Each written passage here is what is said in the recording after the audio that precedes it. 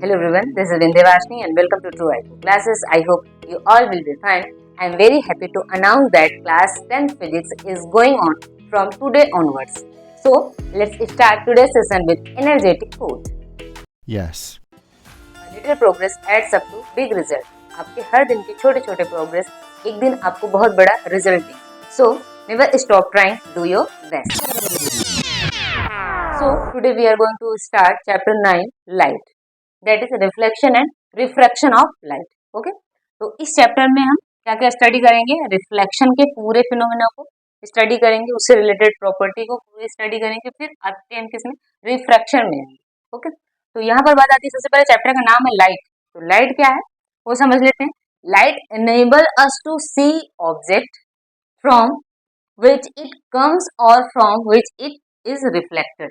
अब देखो लाइट का क्या मतलब आप समझ रहे हैं. अगर आप चीजों को देख पा रहे हो, ठीक है, चीजें आपके लिए विजिबल हैं, तो इसका मतलब किससे, आप किसकी हेल्प से देख पा रहे हो? लाइट की हेल्प से आप देख पा रहे हो.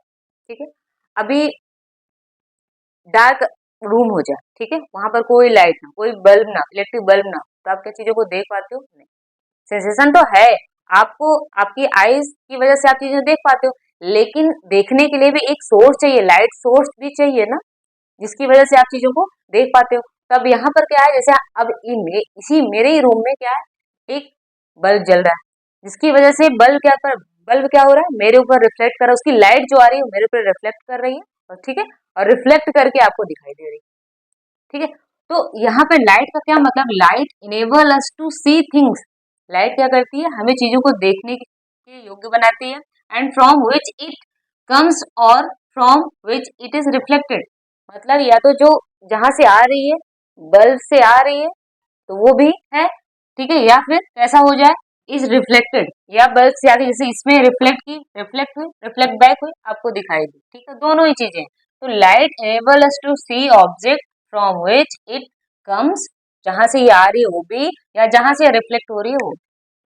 या दूसरी डिफिनेशन आप क्या समझ सकते हो? Light is a form of energy which causes in us the sensation of site.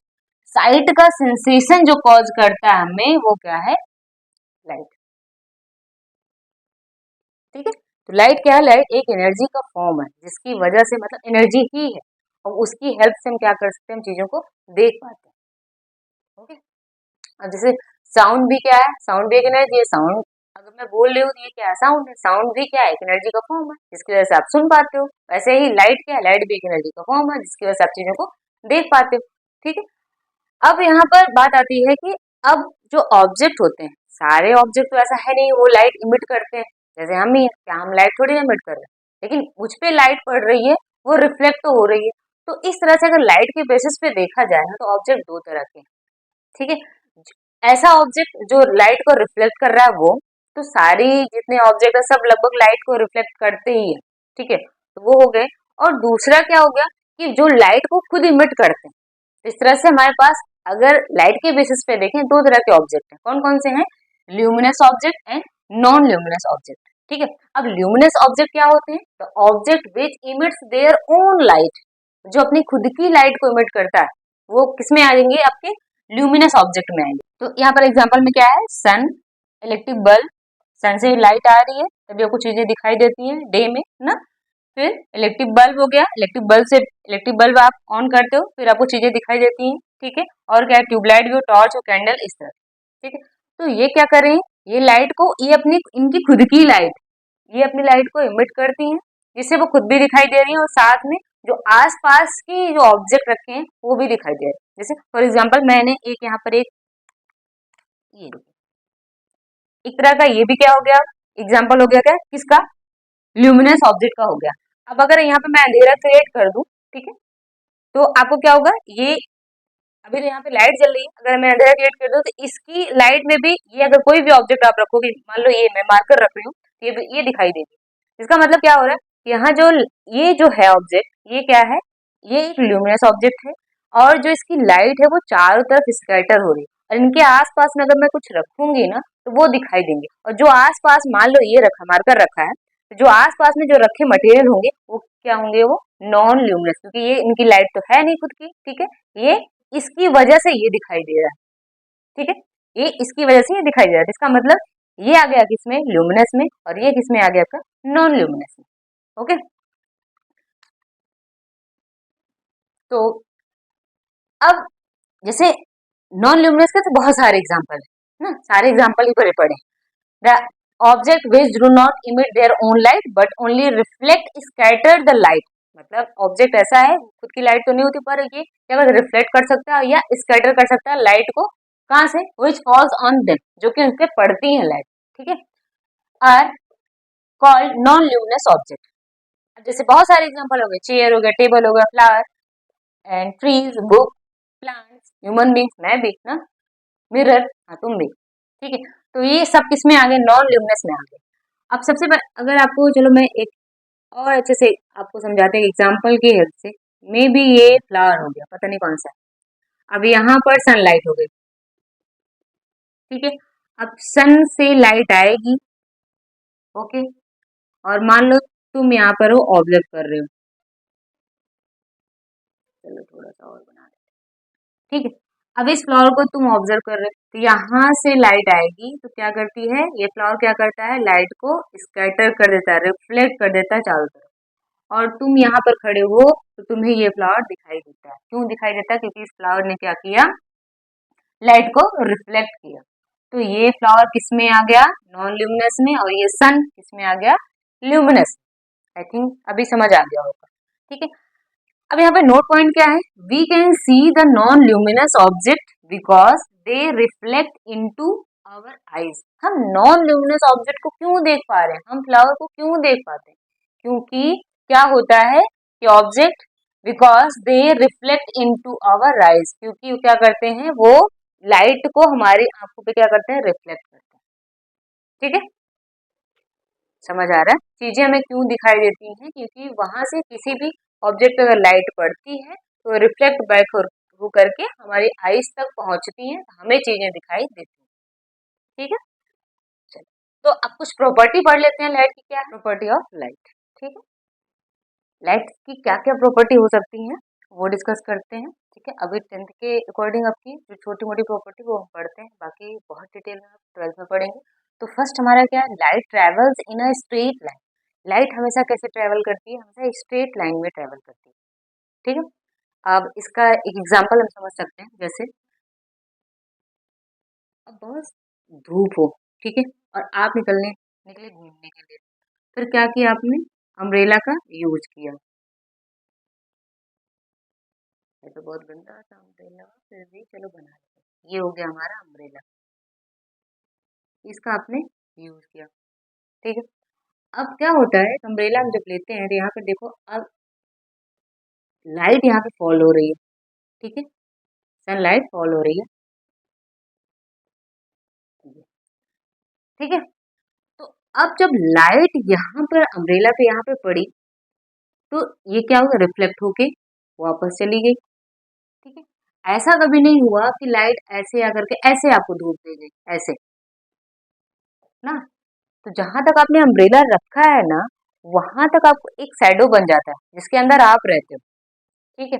ऐसा कभी नहीं हो रहा लाइट इधर से भी आके इधर से भी आके इधर से भी आके धूप दे जा रही है, तो ऐसा नहीं हो रहा है ना। इसका मतलब यहाँ से एक चीज प्रूफ होती है कि लाइट हमेशा स्ट्रेट लाइन में ही ट्रेवल करती है। अब इसके लिए जो ये मीडियम हो गया, ये जो अम्ब्रेला जो मटेरियल है वो कैसा, ओपेक मीडियम हो गया, ठीक है। तो ये क्या कर रही है, लाइट रिफ्लेक्ट हो जा रही है, बाकी और जगह पे लाइट क्या आ रही है, स्ट्रेट सीधे पड़ रही है। ऐसा नहीं हो रहा कि लाइट ऐसे आकर के आपको, मतलब टर्न हो करके आपको कर्व लाइन हो बना करके कर्व की तरीके से आपको धूप दे रही है, ठीक है, ठीक है। तो ये क्या कर रहा है, अम्ब्रेला को सनलाइट से प्रोटेक्ट कर रहा है। इसका मतलब है यहाँ पर इस चीज का अब शैडो बन रहा है, इसका मतलब सीधे सीधे से यहाँ पे लाइट स्ट्रेट लाइन में ट्रेवल करती है। अगर नहीं करती होती तो फिर आपको धूप से कोई नहीं बचा सकता था, ठीक है। तो ये एग्जाम्पल के लिए था, आपको केवल समझने के लिए। तो और दूसरा देखिए, light has a dual nature, wave nature and particle nature. May be ये लाइन आपको समझना है, क्योंकि dual nature, wave nature and particle nature ये आप 12th में स्टडी करने वाले हो। अभी के लिए आपको बस ये समझना है कि लाइट का जो नेचर होता है वो दो तरह का, वो पार्टिकल नेचर भी शो करता है और क्या शो करता है, वेव नेचर भी शो करता है। जैसे आपने साउंड पढ़ा, तो साउंड भी क्या है, एक तरह का वेव, साउंड वेव ना, वहां पे पढ़ा था। तो कुछ वेव्स के लिए क्या होती है, मटेरियल रिक्वायर्ड होती है, कुछ वेव के लिए मटेरियल रिक्वायर्ड नहीं होती है। तो वेव क्या है, डिस्टर्बेंस ऑफ पार्टिकल, ठीक है। तो अब दो तरह की इसका नेचर है, वेव नेचर भी होता है, ठीक है, जो कि आपने, अगर आपको अभी वेव आपको नहीं समझ आएगा तो साउंड से थोड़ा सा रिलेट कर दो। साउंड भी क्या है हमारा, एक क्या था, एक वेव फॉर्म ही था, मतलब पार्टिकल के डिस्टर्बेंस को ही हम क्या बोल रहे थे, वहां पर वेव बोल रहे थे। जैसे जैसे पार्टिकल डिस्टर्ब हो रहे थे वैसे वैसे एक तरह की वेव बनती जा रही थी। तो वो तरह, वो ही नेचर क्या है, लाइट का भी है, वहां से आप रिलेट कर सकते हो। दूसरा नेचर क्या है, पार्टिकल नेचर। पार्टिकल नेचर जैसे अगर दो पार्टिकल, मे बी दो पार्टिकल या बहुत सारे, एक कोई कंटेनर है, बहुत सारे इसमें पार्टिकल है, अगर वो रैंडम मोशन कर रहे हैं, एक दूसरे को क्या करते हैं, ऐसे धक्का देंगे, पुश करेंगे, कोलाइड करेंगे। कोलाइड जैसे करते हैं उसके बाद डायरेक्शन कुछ और हो जाती है, मे बी ऐसे इस डायरेक्शन में आ रहे थे और कोलिजन के बाद डायरेक्शन दोनों के कुछ ऐसे चेंज हो गए। तो कहने का मतलब अगर पार्टिकल एक दूसरे से टकरा रहे हैं, कोलिजन कर रहे हैं, तो उनकी डायरेक्शन भी चेंज हो जाएगी, ठीक है। तो अब ऐसे इसको रिलेट कर सकते हो, अगर लाइट किसी सरफेस पे पड़ रही है तो रिफ्लेक्ट होकर के तुम्हें दिखाई दे रही है, तो इसका मतलब जो रिफ्लेक्शन और रिफ्रैक्शन आगे हम पढ़ने वाले हैं, वो कौन सा नेचर शो करता है, लाइट का पार्टिकल नेचर शो करता है। लाइट का रिफ्लेक्ट बैक होके वापस आना, ठीक है, टकरा करके वापस आना, ये कौन सा नेचर शो करेगा, पार्टिकल नेचर शो करेगा। क्यों, क्योंकि डायरेक्शन में भी लाइट की भी ये थी, जैसे टक्कर हुई वो रिटर्न हो गया। इसका मतलब क्या हुआ कि यहाँ पर नेचर कैसा, पार्टिकल, क्योंकि जब पार्टिकल उससे टकराते हैं तो अपनी डायरेक्शन क्या करते हैं, चेंज कर सकते हैं। तो यही कह सकते हो, लाइट भी यहाँ पर कौन सा नेचर शो कर रही है, पार्टिकल नेचर। मतलब लाइट आई, टकराई और रिटर्न हो गई, इसका मतलब यहाँ पर कौन सा नेचर यहाँ पर है, पार्टिकल नेचर। अगर ये लाइन नहीं समझ में आई है तो कोई दिक्कत नहीं, क्योंकि यहाँ पे इतना डिटेल में आपको नहीं जानना, बस आप प्रॉपर्टी याद रखो कि यहाँ पे जो लाइट का नेचर होता है वो डुअल नेचर होता है, वेव नेचर भी होता है और पार्टिकल नेचर भी होता है, ठीक है। नहीं समझ आ रहा कोई दिक्कत नहीं, ट्वेल्थ में बहुत डीप इसको पढ़ेंगे। Okay, now come to the next, third one, the speed of light in vacuum air is, चाहे वैक्यूम में ले लो या एयर में ले लो, स्पीड लाइट की कितनी होती है, 3 × 10⁸ मीटर पर सेकेंड, इतनी स्पीड होती है। सोचो 10⁸ मीटर पर सेकेंड, बहुत ज्यादा स्पीड होती है, साउंड से तो बहुत ज्यादा होती है, ठीक है। जब थंडर की कंडीशन होती है तो वहां पर जो गड़गड़ाहट है वो उसको आपको क्या करती है, बाद में सुनाई देती है। जो लाइट है, स्पार्क, वो पहले आपको दिखाई दे जाता है। क्यों, क्योंकि इसकी स्पीड क्या होती, ज्यादा होती है, साउंड आपको बाद में सुनाई देता है। ओके, अगर अब ये तो वैक्यूम और एयर में, अगर हम इसको किसी मटेरियल मीडियम में देख लें, जैसे कि लिक्विड में देख लें, ग्लास में देख लें, वहां पर फिर स्पीड थोड़ी सी कम हो जाती है, बहुत ज्यादा नहीं, कम हो जाती है, ठीक है, 2.25 समथिंग के अराउंड, 3 से कम, ठीक है, वो हो जाता है। अब आता है fourth, light is an electromagnetic wave. अब इलेक्ट्रोमैग्नेटिक वेव, वेव कई तरह की होती है, जिसमें से एक वेव है इलेक्ट्रोमैग्नेटिक वेव, जिसको किसी भी मीडियम की रिक्वायरमेंट नहीं, ये वैक्यूम में भी ट्रेवल कर सकता है, ये मीडियम में भी, मीडियम में तो ट्रेवल कर ही सकता है क्योंकि वैक्यूम में भी ट्रेवल कर सकता है, ठीक है। तो लाइट का भी एक नेचर कैसा, जो वेव है, लाइट वेव भी है, ठीक है, वेव भी है, पार्टिकल भी है। वेव है तो कैसा वेव है, इलेक्ट्रोमैग्नेटिक वेव है। क्यों है, it does not require any medium for their propagation, इसकी प्रोपगेशन के लिए कोई मीडियम की रिक्वायरमेंट नहीं होती है। अब इसको, इस चीज को कैसे प्रूव करेंगे कि अगर सन से लाइट आ रही है तो आप बताओ, सन और अर्थ के बीच में क्या हर जगह एटमॉस्फेयर है, ऐसा तो है नहीं। सन, अर्थ से कुछ हाइट पर ही क्या है, एटमॉस्फेयर, एयर, उसके बाद क्या है, उसके बाद तो वैक्यूम है। तो सन से लाइट तब भी पड़ रही है अर्थ पे, इसका मतलब पहले वैक्यूम में ट्रेवल करता है, फिर एयर में आता है ना, समझ रहे हो। इसका मतलब इसको किसी मीडियम की जरूरत नहीं है, चाहे मीडियम हो या ना हो, लाइट ट्रेवल कर सकती है। लेकिन अगर वैक्यूम क्रिएट किया कर दिया जाए तो क्या साउंड में सुनाई देगी, नहीं। क्यों, क्योंकि साउंड को क्या चाहिए, मटेरियल मीडियम चाहिए, बिना मीडियम के वो ट्रेवल नहीं कर सकती है। जैसे मीडियम क्या चाहिए, या तो एयर चाहिए, या तो लिक्विड भी चाहिए, या फिर सॉलिड। तो तीनों में साउंड ट्रेवल करता है, लेकिन अगर मीडियम हटा दिया जाए तो आपको आवाज सुनाई, जैसे हमारे यहाँ पर मैं बोल रही हूँ, यहाँ पर अभी वैक्यूम क्रिएट कर दिया जाए, मैं कुछ भी बोलूंगी तो आपको कुछ नहीं सुनाई देगा, ठीक है। लेकिन लाइट का ऐसा केस नहीं है, लाइट चाहे वैक्यूम क्रिएट कर दो, चाहे जो कर दो, लाइट आपको ट्रेवल करती हुई मिलेगी, ठीक है। और फिफ्थ क्या है, when light falls on a surface then these two phenomena can occur. अगर लाइट किसी सरफेस पे फॉल करती है तो दो तरह के फिनोमेना आपको देखने को मिलते हैं, क्या है, रिफ्लेक्शन एंड रिफ्रैक्शन। यही हमारा चैप्टर, यही हम पढ़ने वाले हैं। What is reflection, what is refraction.